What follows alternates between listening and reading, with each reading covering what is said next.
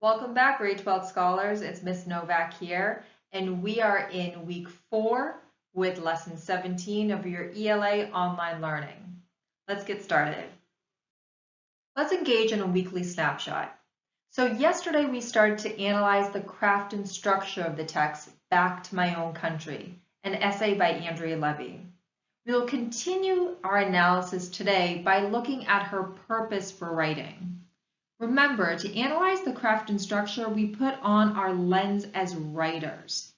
Today, we'll go a little bit deeper to examine and evaluate the author's choices. So today, you'll be accessing this video, ELA G12W4L17. We'll be operating with the same exact text. And our task for today will be to determine the author's purpose and to answer some questions. Of course, there's space provided for this in your note catcher. Always remember, before you wrap up your learning for today, share your learning with someone at home, a family member, caregiver, or friend. Complete the weekly fluency practice as documented inside of your learning packet, and do at least a 20-minute stint of reading. Sometimes we might go a little bit over that. I won't tell anyone. I know I have. The book that I'm reading is so interesting, I'm telling you. Let's exercise our thinking muscles with our riddle of the day. People make me, save me, change me, raise me. What am I? If you want to pause the video for a minute, bring someone on over to help you solve this, or to solve it with them, feel free to go ahead and do so. The answer to this riddle is money. This was a good one. I could handle this one upon first glance.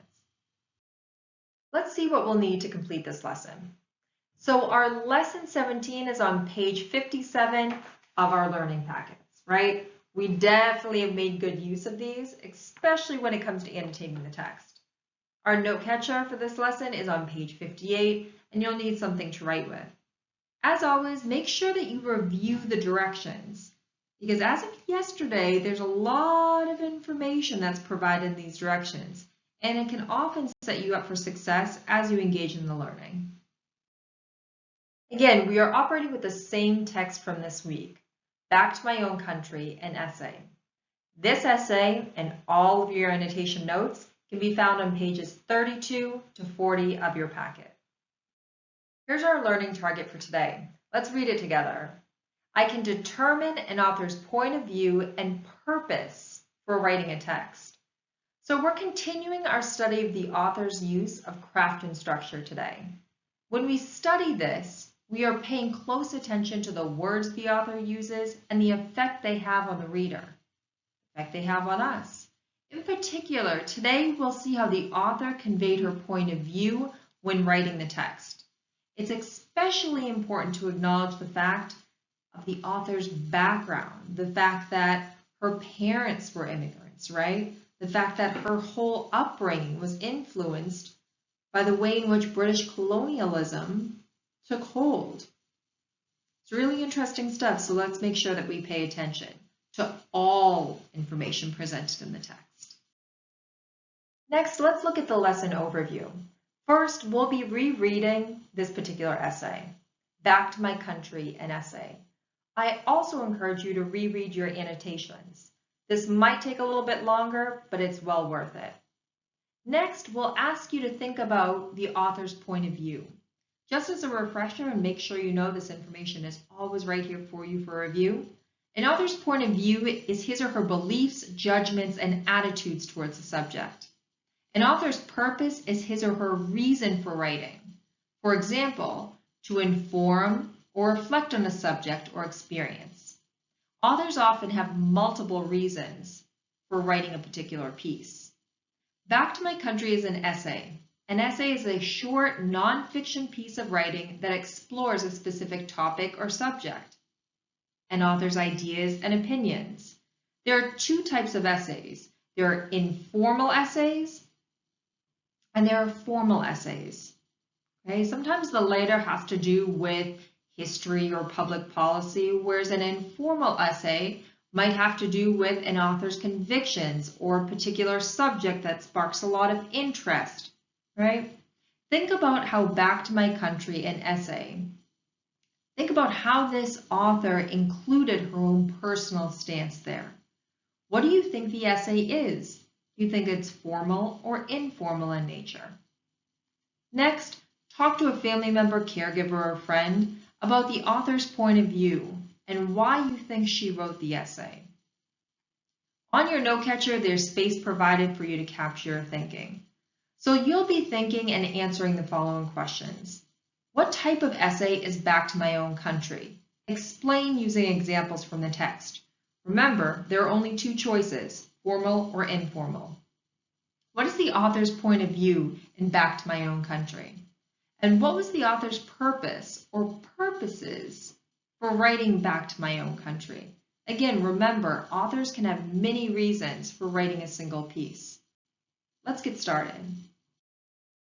I know that you can probably recite this slide by heart, but just note that the author is Andrea Levy, and our purpose for reading is to examine a first-hand account of how British colonialism complicated the idea of home. You know that our essential question is, what does it mean to call a place home? Remember, is it a physical space, is it a state of mind, or is it both? Next, our guiding question. How did British colonialism complicate the idea of home? For the writer, for her family, for countless other immigrants. Pause the video here and begin rereading the essay. Keep in mind it's also really helpful to take note of the annotations that you made during your previous reading efforts.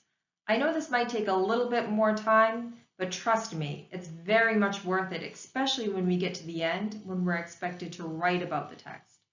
So take some time to accomplish this task now.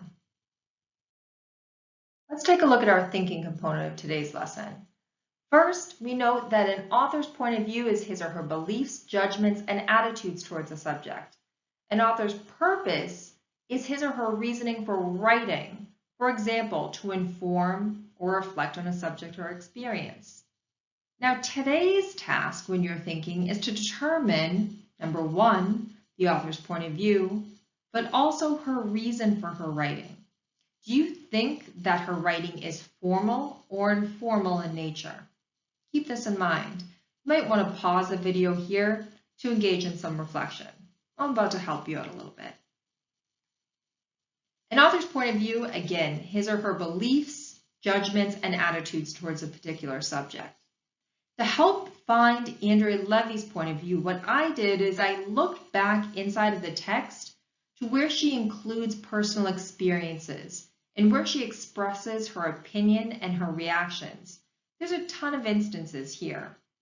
I looked back in my notes in which I was shocked that she would react in certain ways, that I applauded her in others. So it's really important for you to gauge your understanding of the text through both the text itself and with your annotations.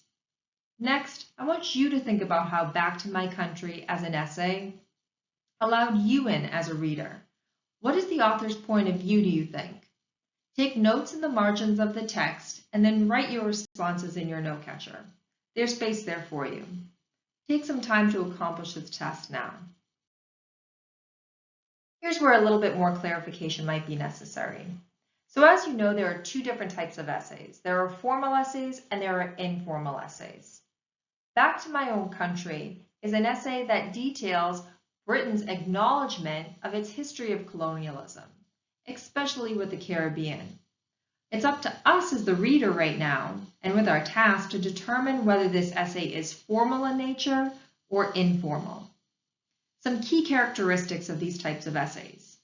Formal essays have an impersonal tone. They're matter of fact, and they usually include essays about history and public policy. There's a lot of history in this one.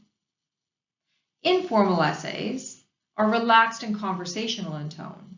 They can include humor, and they also include an author's reflections about a personal topic.